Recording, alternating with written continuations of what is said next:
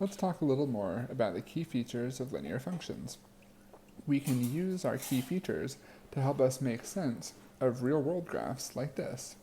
This graph shows the number of monthly payments on the x-axis and the remaining balance of a loan on the y-axis. So I can identify key features like the x-intercept.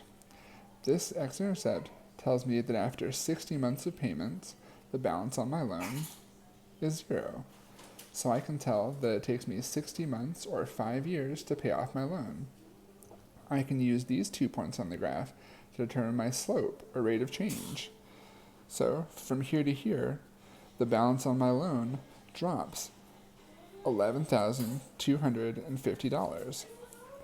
And from 10 months to 35 months, that's a change of 25 monthly payments. So I can divide 11,250 by 25, and that helps me figure out that my balance is going down by $450 for every month.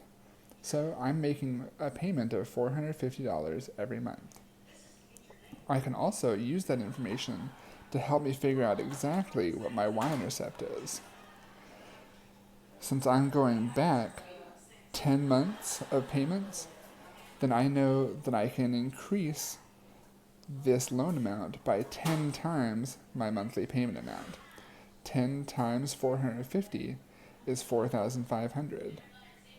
When I add 4,500 to 22,500,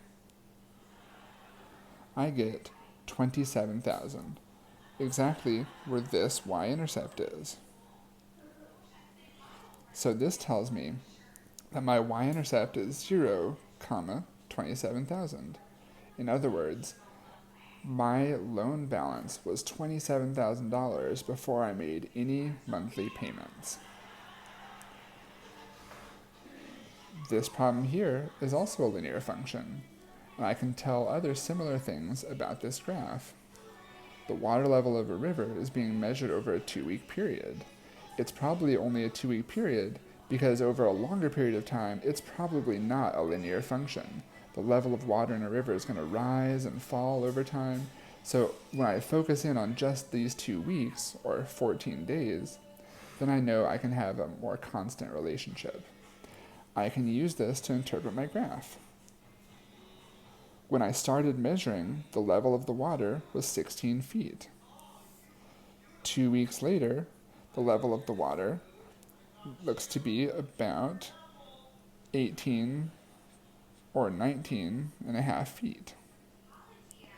If I look more closely at a nice point that crosses right here at on these integer values, I can see that this point looks to be 8, 18.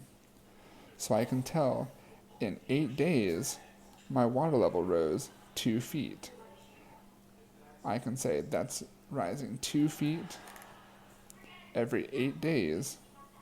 So really, it's only rising 1/4 of a foot, or 3 inches, every day.